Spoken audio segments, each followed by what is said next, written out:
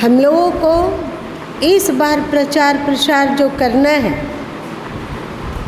मोक्ष के लिए नहीं, हमारे सामाजिक संगठन के लिए, हम लोगों में एकता के लिए। और यदि आप में एकता आई तो पक्का है कि राष्ट्र का भी हित होगा ना। सही पूछा जाए तो सही मायने में नेता लोग राष्ट्र का हित करते हैं कि अपना स्वार्थ साधते हैं, पता नहीं है।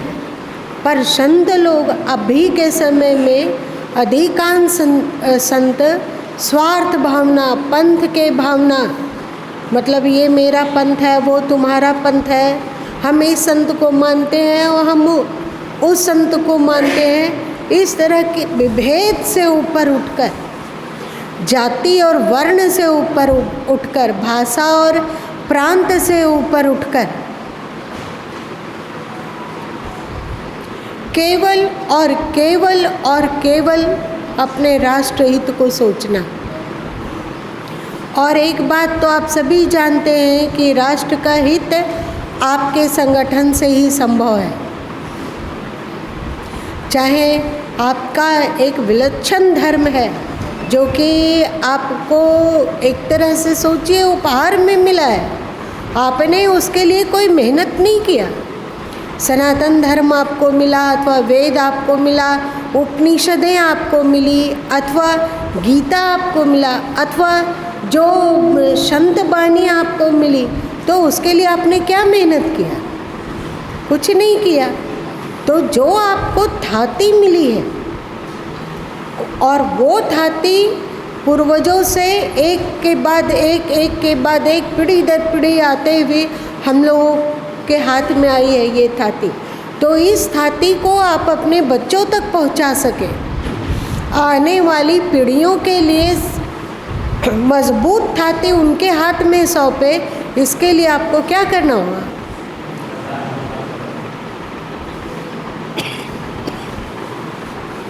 उसके लिए आपको कुछ परिश्रम करना होगा। क्योंकि मेरे विचार से अभी जितनी प्रतिकूलता भारत देश में है, हमें नहीं लगता है कि उतनी प्रतिकूलता मुगल काल में था। क्या कारण? ऐसा क्यों गुरु माँ बोल रहे हैं?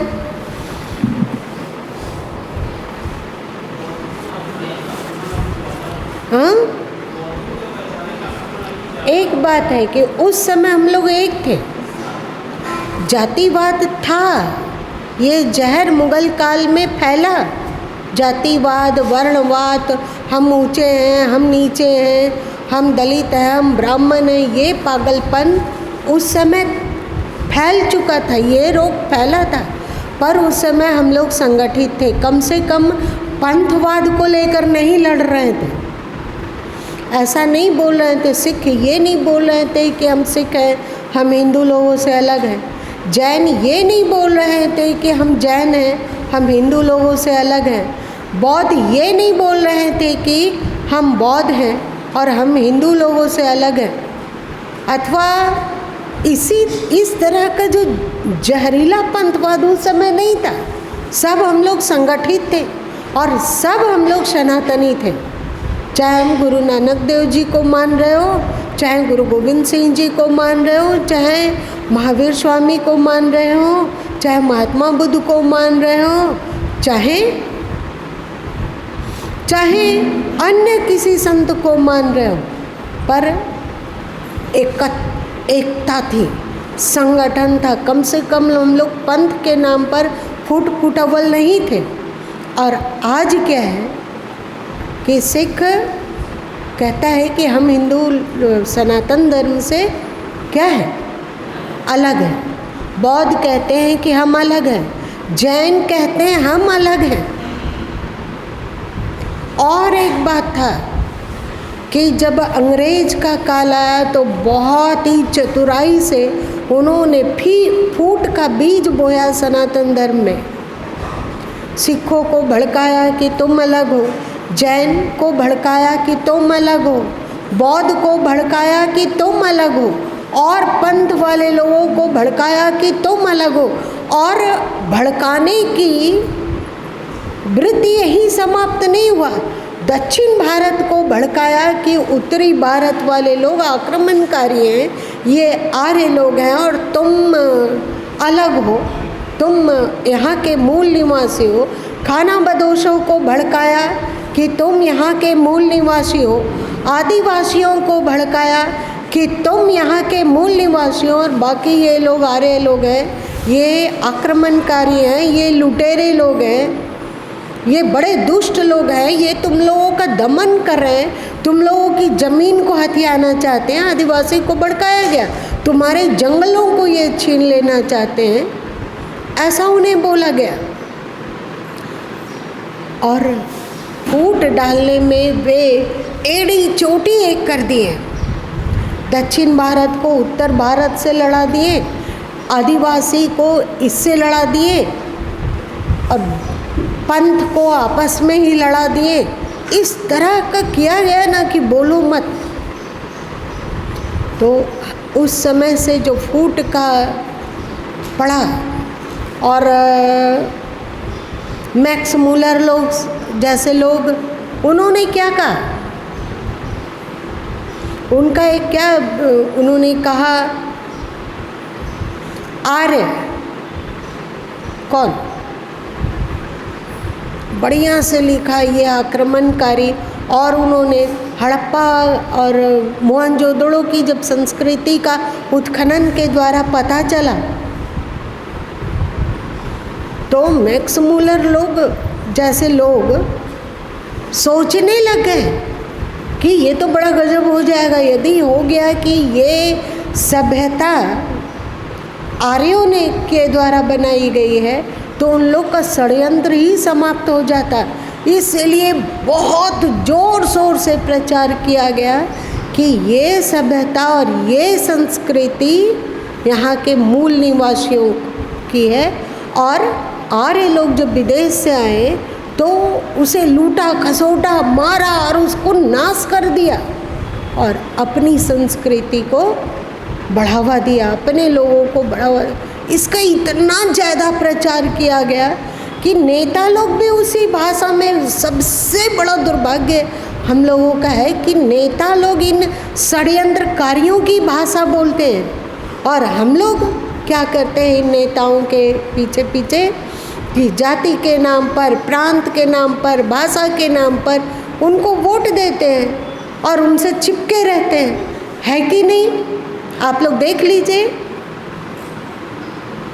तो लगता है ना कि चारों तरफ से दुश्मन एक साथ भारतीयता और सनातन तत्व पर आक्रमणकारी हो गए हैं। नेता लोग पर भरोसा है क्या आप लोगों को? जिससे देश का हित होगा वे कभी नहीं देखते हैं, वे देखते हैं कि हमारी पार्टी का कैसे हित होगा अथवा हमारे लोगों का कैसे हित होगा। आप ही लोग देख लीजिए, अभी साक्षी की हत्या हुई, चाहे उस दर्जी की हत्या कर दी गई थी निर्ममता पूर्वक, चाहे एक और बच्ची की हत्या की गई ना, श्रद्धा, तो उसके में कितने नेता लोग अपना वक्तव्य दिए और इसका विरोध किए? कोई नहीं। मतलब हम लोगों के जान की कोई कीमत ही नहीं है, हम लोगों के प्राण की कोई कीमत ही नहीं है। यही घटना यदि किसी अल्पसंख्यक के साथ होता तो क्या होता? सब ही चिल्लाने लग जाते, ये अल्पसंख्यकों के प्रति अत्याचार हो रहा है। देखो अभी राहुल जी विदेश में चिल्लाते फिर रहे हैं और हम लोग इतने अंधे और इतने बेवकूफ़ हैं कि एक बार इन सब बातों पर सोच नहीं पाते। अरे भाई, नेता लोगों से कम इतनी तो अपेक्षा हम लोग रख ही सकते हैं ना कि जो बोले वो सत्य बोले, जो बोले वो न्याय युक्त बोले, पक्षपात में ढुलक कर ना बोले। लेकिन क्या जो नेता बोलते हैं वो सत्य बोलते हैं? क्या वो न्यायोचित बोलते हैं? क्या वो देश का हित को सोचकर बोलते हैं? कुछ नहीं बोलते हैं। एकदम बिल्कुल हम लोग अपने ही घर में अनाथ जैसे हो गए हैं। पता नहीं आप लोगों को ऐसा लगता है या नहीं, ये हमें पता नहीं। कि आपको अपने ही देश में, अपने ही घर में अनाथ जैसा फीलिंग होता है कि नहीं? कौन है जो हम लोगों के साथ खड़ा होगा? हम लोगों को कोई भी मार देगा, काट देगा, उसको आवाज़ उठाने के लिए भी कोई नहीं है। और पता है जब गोधरा कांड हुआ था और लालू जी ने वक्तव्य दिया था कि ये किसी ने पेट्रोल बम इत्यादि नहीं फेंका, पेट्रोल बोतल को नहीं फेंका, किसी ने आग नहीं लगाया, शॉर्ट सर्किट से हुआ, तो गुरु माँ का उस दिन आंसू टपक गया था कि ये क्या है? कम से कम सच्चाई को तो बोलो। सबके हित की बात सोचते हुए ये गलत नहीं है। सब भारतीय हैं, चाहे वो अल्पसंख्यक हो या बहुसंख्यक हो, सब भारतीय हैं, तो सबके साथ न्याय हो, ये सही है। पर किसी के प्रति अत्याचार करके और किसी के एक बेवहियात का पक्ष में होकर तुष्टीकरण की राजनीति तो मत करो। लेकिन आज हो रही है कि नहीं? जब अंग्रेज लोग का काल था, जब अंग्रेज लोगों का काल था, तो अंग्रेजों के साथ ज़्यादातर जमींदार लोग थे और बाकी लोग ज़्यादातर अंग्रेजों के विरुद्ध थे। जितने नेता वगैरह थे वे सब अंग्रेजों के विरुद्ध बोल रहे थे। कुछ जमींदार उसका साथ दिया। शुरू में जब कांग्रेस का स्थापना हुआ था तो फिर अंग्रेज लोगों का समर्थन में ही हुआ था, पता है ना आप लोगों को?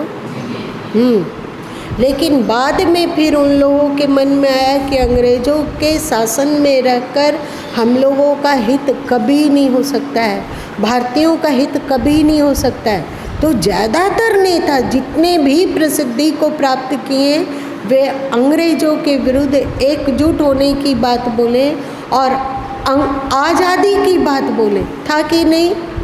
और आज देखो, आज तुष्टीकरण जो है अथवा जिससे हमारे देश का हित हो, जिसमें अन्याय है, असत्य है, वो केवल एक मुट्ठी के लोग उसके साथ हैं या बहुसंख्यक नेता? देखकर सोच कर बोलो, ऐसे मत बोलो, देख लो, जोर से बोलो ना। तो बताइए कि उस समय ज़्यादा चौकन्ना रहने की बात थी कि आज है? देख लो ना, जिस नेता की ओर आशा की दृष्टि से देखोगे उनका जब वाणी और वक्तव्य आएगा तो हाय भगवान, बिल्कुल रोने का मन करने लगेगा।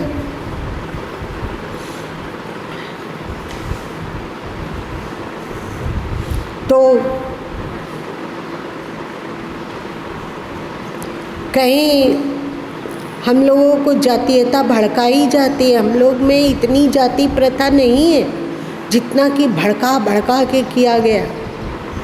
हम लोग एक दूसरे के बीच में ही लंबी चौड़ी खाई खोद दी गई, अलग अलग नाम, अलग अलग भाषा, अलग अलग रूप से खोद दी गई। और आज भी ये लोग कर रहे हैं ना। वो अंग्रेज़ लोग हम लोगों के बीच में खाई खोदे, वो समझ में आता था। उस खाई को पाटने के लिए कितने लोग उत्सुक हैं, कितने नेता उत्सुक हैं, बताइए। इस खाई को भर दिया जाए, कितने लोग, वे लोग भी हमको लड़ाते हैं, हम लोगों को, क्योंकि जब हम लोग लड़ेंगे तभी तो उनकी दाल गलेगी। और नेता लोग जहाँ हम लोग पर आक्रमण करते हैं, वहीं पर ये धर्मगुरु जो अपने को बोलते हैं, चाहे ईसाई लोग हो, चाहे इस्लाम हो, चाहे और अलग अलग पंथ का, बौद्ध हो, चाहे अलग और भी कोई पंथ है, वो सब हम लोगों पे आक्रमण कर रहे हैं या नहीं करते हैं? नेता भी हमारे दुश्मन, ये जो पंथाचार्य बने हुए हैं वो भी हमारे दुश्मन, हमारे देश के दुश्मन। और मीडिया थोड़ी थोड़ी उसकी बुद्धि सुधर रही है और थोड़ा थोड़ा वे सत्य बोल रहे हैं। पर अभी भी वे सत्य, हमें केवल सत्य बोलना है, केवल सत्य बोलना है। कितने मीडिया है बताइए? क्या आप लोगों को अपने बारे में कभी नहीं सोचाता है? कहाँ सोने की चिड़िया भारत और आज कहाँ विकासशील देश, कहाँ धर्मगुरु भारत और कहाँ आज बिना पेंडे के लोटे की तरह हमारे लोग को इतना भरमाया जा रहा है, इतना भड़काया जा रहा है, इतना उसके बुद्धि को, दिमाग को सड़ाया जा रहा है कि हमारे लोग बेवकूफ़ लोग कभी इस्लाम में ढुलकते हैं, कभी ईसाइयत में ढुलकते हैं, कभी जो नफ़रत के आधार पर, मतलब हमारे देश और हमारे सनातन धर्म में नफ़रत भड़का कर जो धर्म का प्रचार किया जा रहा है, चाहे वो बौद्धिस्ट हो, चाहे वामपंथी हो, चाहे ये जेएनयू वाले हो, लगता है कि लच्छहेरी एक मृग के टिकटारे भाल वाली स्थिति हो रही है। इसका मतलब क्या होता है? लच्छहेरी एक मृग मतलब एक मृग है और लाखों शिकारी हैं, वैसे ही हो जा रहा है। आप लोगों को दिखता है? तो हम लोगों को पंथ, जाति इत्यादि से ऊपर उठकर ही इस ज्ञान को दूर दूर तक फैलाना है और अपने सनातन धर्म की विशिष्टता को भी दूर दूर तक पहुंचाना है। और इसी उद्देश्य से अभी संत लोग आयोजन करते हैं, कार्यक्रम करते हैं, अथवा अपने लोगों को एक जगह पे एकत्रित करना चाहते हैं। क्यों? जिससे आपका देश बचे, आपकी संस्कृति बचे, आपका धर्म बचे, आपका विशुद्धतम और प्योर जो अध्यात्म है, जो बहुत ही विशाल है, जो अनंत है, वो कहीं धरती से लुप्त ना हो जाए। आप इसमें सहयोग करते हैं तो समझो कि आप बहुत बड़ा पुण्य का भंडार को अर्जित कर रहे हैं, है कि नहीं? तो इसलिए अभी के समय में हम लोगों को राग, द्वेष और अन्य विभेदकारी पचड़ों को एक तरफ बंगाल की खाड़ी में ले जाकर प्रवाहित करो और जाति, पंथ इत्यादि की भावना से ऊपर उठकर, प्रांत, भाषा इत्यादि से ऊपर उठकर जो एक कोई संगीत है ना, आवाज़ दो हमें एक है, क्या है वो? अरुण जी, और अरुण जी को पता होगा, चलिए गाइए, सुनाइए तो एक पैरा।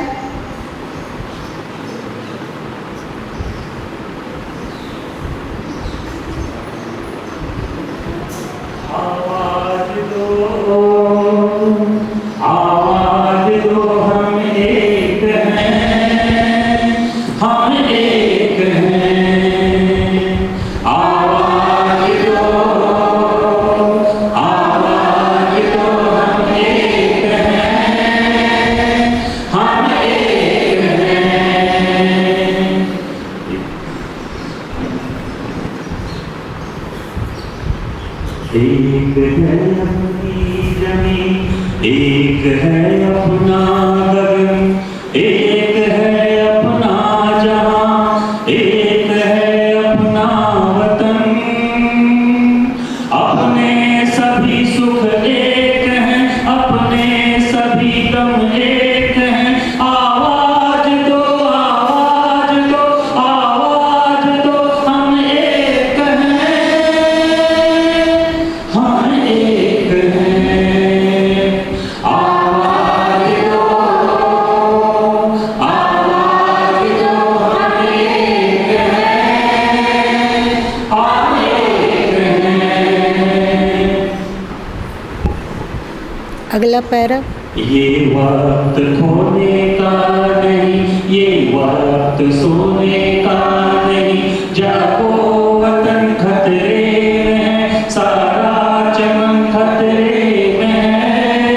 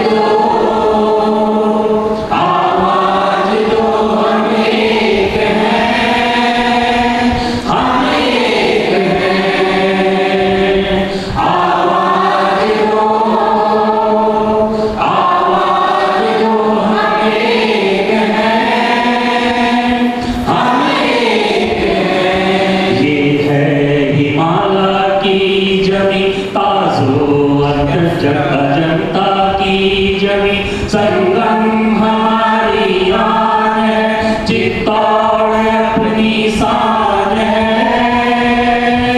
गुलमर्ग का महका चमन, जमुना का तट गोकुल कवन, गंगा के धारे अपने हैं, ये सब हमारे अपने हैं। कह दो कोई दुश्मन नजर भूले से उठे ना इधर, कह दो कि हम बेदार हैं, कह दो कि हम तैयार हैं। आवाज दो हमें है, हम एक हैं। आवाज दो हमें है, हम एक हैं। उठो जवाना ए वतन, बांधे हुए सर से कफन, उठो दक्षिण की ओर से, गंगा चमन की ओर से। पंजाब की दिल से उठो, सतलज की साहिल से उठो, महाराष्ट्र की खाक से, दिल्ली की अजय पाक से, बंगाल से, गुजरात से, कश्मीर के बागात से। आवाज दो हमें है, हम एक हैं। आवाज दो हमें है, हम एक हैं। हम एक हैं, हम एक हैं।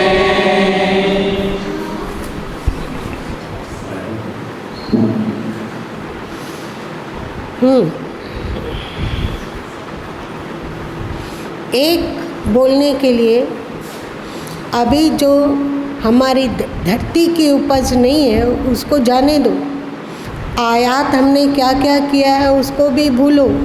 जो हमारा मूल चीज़ है, जो हमारी है, सबसे इस धरती की मूल चीज़ क्या है? हमारी लहू जो ऋषियों की है, हमारा देश जो हमें बहुत टूट कर बिखर कर छोटा सा हिस्सा बचा, और दूसरा सनातन धर्म। इसके लिए एकता की आवाज़ उठानी होगी। बहुत दिन तक हम लोगों ने पागलपन किया कि ये ब्राह्मण है, इसलिए यदि दुराचारी भी है तो भी पूजनीय है, उसके पैर को पकड़ो और उसके चरणों की भक्ति करके अपना कल्याण ढूंढो। वो दिन लद जाना चाहिए। जो वैदिक काल में था कि जिसका आचार विचार निर्मल पावन, जो उपकारी, जो स्वार्थ से ऊपर उठकर सबके हित के बारे में सोचता हो, बहुजन हिताय बहुजन सुखाय का नारा बुलंद करता हो, वही ब्राह्मण। और किसी जाति में जन्म लेने से, चाहे वो वैष्णव है, सदाचारी है, धर्मात्मा है, उसका आचार विचार अच्छा है, तो भी क्योंकि वो धोबी कुल में जन्म लिया, चाहे रविदास कुल में जन्म लिया, चाहे दुसाध कुल में जन्म लिया, चाहे और डोम कुल में जन्म लिया, तो वो पराया हो गया, वो नीच हो गया, वो अछूत हो गया। ये सोचने से पहले चुल्लू भर पानी में डूब मरना अच्छा है।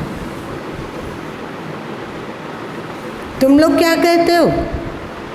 क्या आप लोग अभी भी मानते हो कि कोई सदाचारी व्यक्ति यदि किसी अभी के समय की भाषा के अनुसार दलित में जन्म लिया है तो वो अछूत हो गया? आप उसे क्या अपने भाई नहीं मानते हो? जितना ब्राह्मण अपने हैं उतने ही क्षत्रिय भी अपने हैं और उतने ही वैश्य भी अपने हैं। और उतने ही दलित भी अपने हैं। जिसे शूद्र कहते हैं तो वो भी अपने हैं। जितने वनवासी अपने हैं, जितने खानाबदोश अपने हैं, जितने दक्षिण भारत के लोग अपने हैं, जितने उत्तर भारत के लोग अपने हैं, पूर्व हो या पश्चिम का भारत, सब हमारे अपने हैं। आप संगठित होंगे, आप मजबूत होंगे। अभी आपको एक ईश्वर की ओर से बहुत अच्छा कार्य मिला हुआ है। इसी को तो श्री कृष्ण ने यज्ञार्थ कर्म कहा। यज्ञार्थ कर्म मतलब केवल अपने लिए नहीं सोचना, प्रत्युत लोक हितार्थ सोचना, यही तो यज्ञार्थ कर्म है। इसके लिए श्री कृष्ण ने प्रेरित किया। तो अभी ये कर्म करने का बहुत बड़ा अवसर है ना। हमें उद्घोष करना होगा कि चाहे इस जाति का चाहे उस जाति का, सब हमारे अपने भाई हैं। ऐसा नहीं कि हम यदि दलित समाज को अपने हृदय से लगा रहे हैं तो ब्राह्मण समाज से नफरत करने लग जाएं। ये भी उतना ही गलत है जितना कि दलित के प्रति नफरत रखना बुरा है कि नहीं। ब्राह्मण से यदि आप प्रेम करें तो इसका मतलब ये नहीं कि आप उनसे तो प्रेम कीजिए, बाकी जो वैश्य क्षत्रिय और शूद्र है उससे नफरत कीजिए, ये बात नहीं होनी चाहिए। प्रेम का दायरा को विशाल कीजिए और जितने अपने लोग हैं सबको समेट लीजिए। हम लोगों को कोशिश करनी चाहिए कि हमारे पंथ में, हमारे धर्म में जो फूट आया कि सिख अलग है, बौद्ध अलग है, जैन अलग हैं, तो ये फूट को हम समाप्त करें। बहुत ही ईश्वर की कृपा हुई, ईश्वर ने हम सबों को साथ दिया, तभी तो उधर जब मैक्स मुलर लोग चिल्ला रहे थे।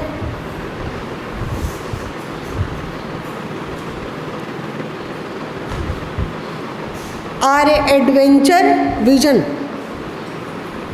वो लोग चिल्ला रहे थे, वो लोग राग अलाप रहे थे कि आर्य आक्रमणकारी है।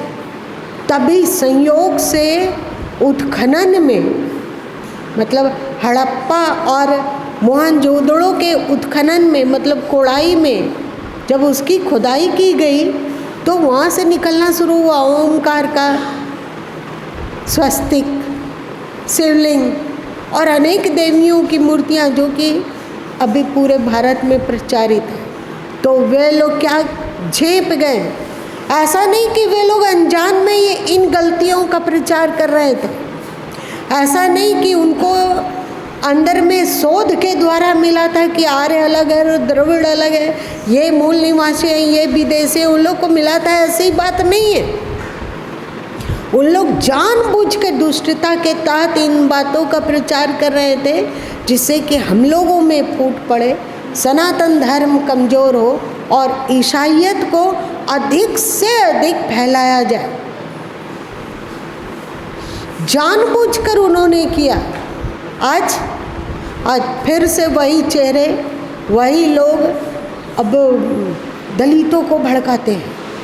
पहले आदिवासियों को भड़काया, फिर खानाबदोशों को भड़काया, फिर वनवासियों को भड़काया और फिर उस समय द्रविड़ और आर्य लोगों को अलग अलग कहकर भड़काया और अभी वे लोग, ये दुष्ट लोग दलितों के पीछे पड़ गए हैं। उन लोग के दिमाग में जहर भर रहे हैं कि तुम यहाँ के मूल निवासी हो और ये जो ब्राह्मण क्षत्रिय और वैश्य अपने आप को कह रहे हैं वे आक्रमणकारी हैं। हद है मूर्खता। अरे भाई, इसको मानने और सुनने और समझने से पहले तुम खोज तो कर लो। और किस बात, कैसे आप हो गए मूल निवासी और कैसे हो गए वे अलग? आपका डीएनए क्या कहता है, आपका गोत्र क्या कहता है, एक बार आप खोजिए तो सही। आप दूसरों की बात को सुनकर वाल्मीकि जी से नफरत करते हैं। आप दूसरों के फेरे में आकर अपने ही गुरु रविदास जी से नफरत कर रहे हैं कि नहीं? वाल्मीकि जी ने क्या कहा कि वो अलग हैं और बाकी लोग अलग हैं? क्या रविदास जी ने ऐसा कहा? क्या वशिष्ठ जी ने ऐसा कहा? अथवा किसने कहा? ये संसारी लोग, अज्ञानी लोग आपका कान भरते हैं और आप उसके पीछे चलते हैं। तो मेरा कहना है कि खतरा विशाल रूप से प्रकट हुआ है। और एक बात है, ईश्वर आपके साथ है, इसका कोई प्रमाण कल तक जो जाति के नाम पे तलवार खींच लेते थे, आज उन लोगों, उसके बेटे बेटियां क्या कर रहे हैं? अंतरजातीय विवाह। ये क्या है? बिना ईश्वर कृपा का ये संभव नहीं है। समाज हाय हुल्लम मचाता है। ये सोचो, ये गुरु माई इस बात को आज से लगभग 12-14 साल पहले कहे थे, जब यहाँ इन लोगों का था मंडल, तो वे लोग मिलने आए थे। तो वे लोग इसकी बात कह के गुरु माँ का समर्थन पाना चाहते थे। तो गुरु माँ ने कहा था कि देखो, आप लोग जितना चिल्लाना है चिल्ला लीजिए, किसी को जातिच्युत कीजिए, किसी को अपने जाति से निकाल दीजिए, उसको टॉर्चर कीजिए, उसका हुक्का पानी बंद कर दीजिए। मतलब क्या कहते हैं उसको? पंगतच्युत। लेकिन ये क्योंकि ऊपर से ही ऐसा ऑर्डर है, इसीलिए ये फैलेगा और ज़्यादा फैलेगा। ऐसा क्यों कहा? क्योंकि वो वही चाहता है कि आप लोग संगठित होइए।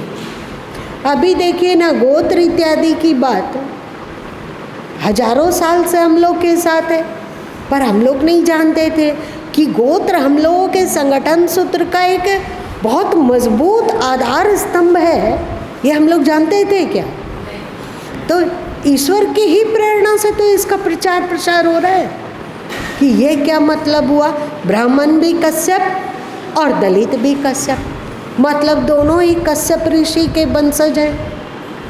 कहाँ रही जाति, कहाँ रहा ऊंच नीच का भेदभाव? जो तुम हो सो हम हैं। यही तो वेदांत है।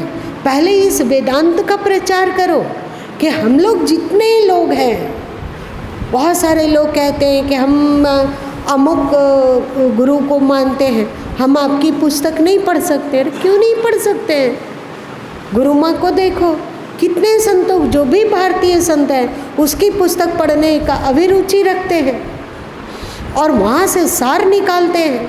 वे हमारे अपने लोगों का ग्रंथ है, उनका विचार अलग हो सकता है, हमारा विचार अलग हो सकता है, लेकिन जहाँ भी अच्छाई है वहाँ लेने में क्या अर्ज है, बताइए? तो ये पंथवाद का कीड़ा कहाँ से तेरे दिमाग में घुसता है?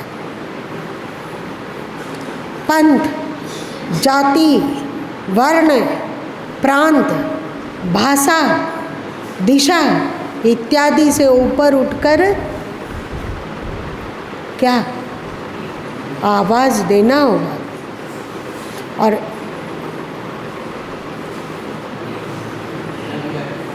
मुट्ठी, ऐसे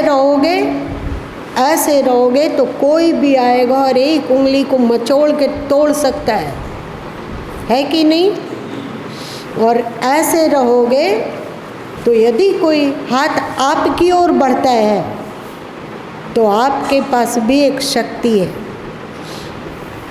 यदि इस शक्ति का उसके मर्म स्थान पे चोट मारा जाए इस शक्ति से, तो आप बड़े बड़े शत्रुओं को परास्त कर सकते हैं। लेकिन ऐसे रहोगे तो मार खाओगे, ऐसे रहोगे तो पूजे जाओगे।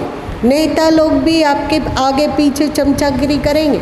आप लोगों का वोट बैंक बिखरा हुआ है, इसीलिए तो आप लोगों को कोई नहीं पूछता है। वो डुगडुगी पीटते हैं जाति, डुगडुगी पीट देते हैं भाषा, डुगडुगी पीटते हैं वर्ण, और आप लोग उछलने कूदने लग जाते हैं। जैसे गरम तावा में पानी का छींटा मारो तो पानी का छींटा क्यों उछलता कूदता है कि नहीं? और जब उछलता कूदता है वो पानी का छींटा तो क्या होता है? नष्ट हो जाता है।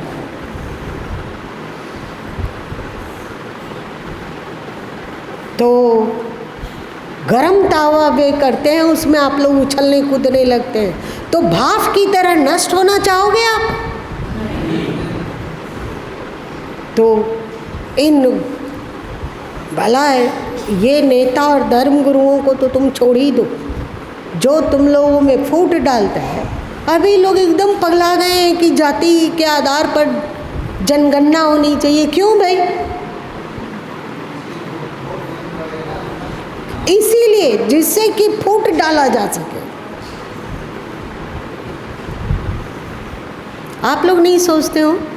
गुरु माँ संत होकर सोचो, बचपन में सन्यास का भूत चढ़ा था, त्याग का दिमाग में आया था, और इतना संघर्ष करके सन्यास में आए, तो अभी गुरु माँ को परमात्मा की बात बोलनी चाहिए थी, ईश्वर की बात बोलनी चाहिए थी, अपना व्यक्तिगत मोक्ष के बारे में सोचना चाहिए था, अपना आत्म कल्याण की दुदुमदी पिटनी चाहिए थी। आज गुरु माँ बोल रहे हैं आपके समाज, आपका धर्म, आपका देश। क्यों? क्योंकि यही उसकी इच्छा है।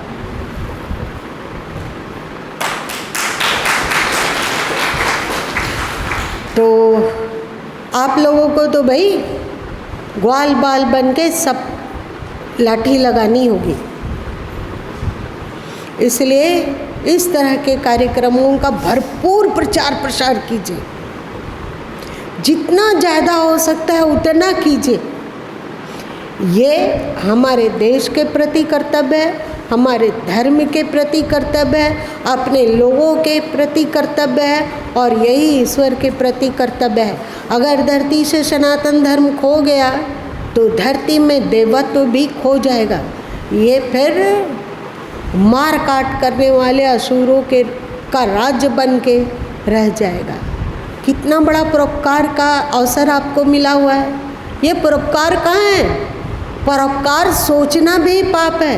ये तो अपना उपकार है, अपने देश का उपकार है, अपने लोगों के प्रति उपकार है। इसको परोपकार नहीं कह सकते हैं। और यही अभी सबका धर्म है। क्या?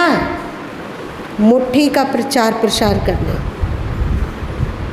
मुट्ठी का प्रचार प्रसार। उंगलियों का प्रचार बहुत हुआ, अब क्या करना है? मुट्ठी का प्रचार करना है। चलो भाई, आज इतना ही रहने दो। क्या सोच के आया गया और क्या बोला गया?